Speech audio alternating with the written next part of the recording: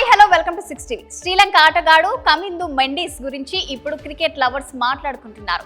ఎందుకంటే 147 ఏళ్ల test cricket చరిత్రలోనే కామిందు తన పేరు రాసుకోగలిగాడు. అసలు ఏం జరిగిందంటే బంగ్లాదేశ్ లోని సిహ్లెట్ ఇంటర్నేషనల్ క్రికెట్ స్టేడియం వేదికగా టెస్ట్ సిరీస్ జరుగుతుంది. ఇందులో భాగంగా తొలి టెస్ట్ 2 ఇన్నింగ్స్ లోనూ కమిందు సెంచరీలు నమోదు చేశాడు.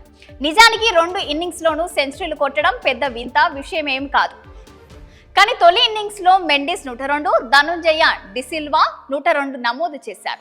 2 ఇన్నింగ్స్ లోనూ వీరిద్దరూ మళ్లీ శతకాలతో విరుచుకుపడ్డారు. కానీ డిసిల్వా 108 పరుగులు చేస్తే మెండిస్ 164 పరుగులు చేసి వావ్ అనిపించాడు.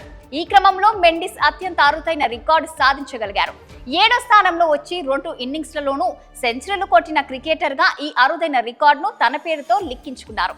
ఇది మాత్రమే కాదు, ఒకే టెస్ట్ లో 2 ఇన్నింగ్స్ లోనూ సెంచరీలు సాధించిన 3వ జోడీగాను వీరిద్దరు రికార్డు క్రియేట్ చేయడంలో సఫలమయ్యారు.